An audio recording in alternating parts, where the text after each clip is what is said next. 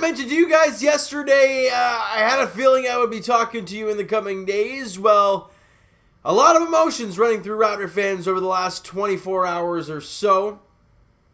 With the re-signing of Fred VanVleet. With the departure of Serge Ibaka. And, well, I'd say a couple hours ago, Aaron Baynes becoming a Toronto Raptor. And Chris Boucher re-signing a 2-year contract for him. And we're going to get to all this stuff. We talked about Fred in yesterday's video. Let's get to Serge Ibaka. In that video yesterday, I said I was hoping that Serge was the next domino to fall and re-sign with the Toronto Raptors. That obviously was not the case, as he signs a 2-year deal with the Los Angeles Clippers. The problem that I have, and the question, the head scratcher for me, is that we all thought the way Serge played this year that he was going to be paid. He was going to be paid pretty well. He signed a 2-year deal at $19 million, a $9.5 million average annual value. That's not as much as I thought at all that he would get. And could the Raptors really not afford that? I mean, I trust Masai. I do. Just a little shocked that Serge Ibaka went to the Los Angeles Clippers to team up with Kawhi again. And then Marc Gasol decides to come out of retirement pretty much. He was going to go play in Spain. What happened to that? He signs a 2-year deal with the Los Angeles Lakers. So the Raptors lose Danny Green to the Lakers last year. They lose Marc Gasol to the Lakers this year. They lost Kawhi Leonard to the Los Angeles Clippers last year. And they lose Serge Ibaka to the Los Angeles Clippers this year. What is up with Los Angeles teams taking away these Toronto Raptors? You know, and it sucks because I loved Serge Ibaka. He was a fan favorite big time, and it helped that he was an integral part to the NBA championship team and to this team being as good as they were last year. Look, we all know that they were kind of trying to save money, you know, maybe Giannis next year, right? That's obviously speculation for a lot of different teams. But we all had the feeling that that's kind of where the Raptors wanted to be. They wanted to be competitive, but they wanted a chance at Giannis next year. I get that. With the Fred VanVleet contract, we're like, wow, okay, well-deserved. You know, now you got to focus on Ibaka. And we thought Serge would get at least $10 million a year. That's what, as the average annual value. 9.5 for 2 years. Could the Raptors really not afforded that and gone after Giannis next year, if even possible? If not, so be it. But then, you know, that this happened late last night. We heard the Serge Ibaka stuff. And if you guys did not see Serge Ibaka's, or I guess read, Serge Ibaka's post on Instagram, I will read it to you right now. And this is all quotes from Serge in his post. How to explain what Toronto, Canada, and the Raptors mean to me. I was welcomed to a new country and a new team more than 3 years ago, and I felt at home from day one. I feel really blessed to have played for this city, these fans, and this organization. The love I've received during this journey, I will never forget. I want to thank Larry Tannenbaum and MLSC and the whole Toronto Raptors organization. It is really a great organization that takes care of its players, and I'm thankful that I became an NBA champion with them. I've had great teammates, front office, and staff to me. And of course, a fan base that is second to none. So thank you, Toronto. Thank you, Canada. And thank you, Raptors. I'm one of yours forever. Hashtag We the North. Reading that brings a tear to my eye. Not actually, but it was pretty close. Serge Ibaka was a big part of the city. Now, like I said, I don't understand, him leaving. Obviously, something must not have been there. The Raptors might have wanted him on a 1-year deal, and he's like, I don't want that. Maybe his agent's like, no 1-year deals. Especially with COVID and whatnot, I kind of understand that. But, no matter what, we can be as sad as we want about Serge Ibaka not being a Toronto Raptor. But this video is about the Toronto Raptors signing basically his replacement, Aaron Baynes. All right? And yes, I will be the first to say it. Well, I guess I won't be the first to say it. He is not as good as Serge Ibaka. There are certain things that Aaron Baynes is very good at, and Serge Ibaka isn't quite as good at. There are things that Serge Ibaka is incredible at that Baynes isn't as good at. So the Raptors signed Aaron Baynes to a 2-year, $14.3 million deal, 7.15 average annual value. Again, only not even about $2 million less than Serge. And I'm like, could they really not have afforded that? But it is what it is. Now, what is Aaron Baynes and who is he and what does he bring to this team? For one, he's a veteran. He's 33 years of age. He's a defensive-minded player.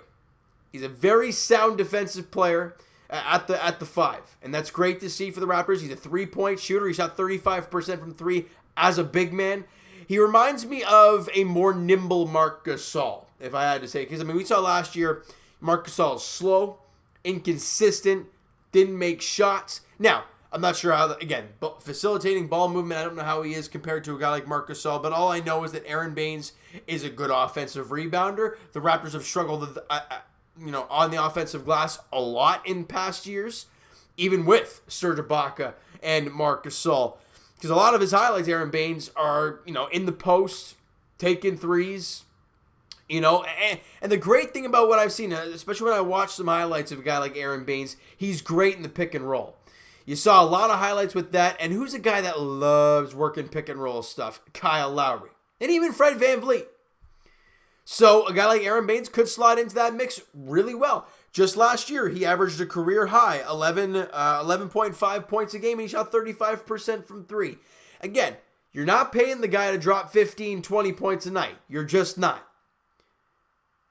He's known as a defensive player. So, again, be happy with what you get in the offensive end. Speaking of the offensive end, a guy who has shown countless times to the Toronto Raptors that he can show up offensively, Chris Boucher re-signs with the Toronto Raptors, a 2-year contract, a $13.5 million deal with an average annual value, where is it here? 6.75 for Chris Boucher. And I think now what we're going to see, it's a cheaper option than a Serge Ibaka. You get 2 players. All right, obviously, if you combine the money, they're making more than the one Serge Ibaka. But if you look at it, Chris Boucher is a guy that reminds me a lot of a Pascal Siakam. And hear me out. G League, MVP, Defensive Player of the Year, put up crazy numbers in the G League to Chris Boucher. He comes up here. He's got great shot blocking abilities. He's an incredible dunker. He's very, very, very streaky from beyond the arc. But he runs the floor extremely well, and he's continuously progressed as Chris Boucher. Yes, he's 28 years of age, and everyone's going to be like, he's too old. At this point, he's played a full, 2 years in the NBA? Not even full seasons. He hasn't played one yet.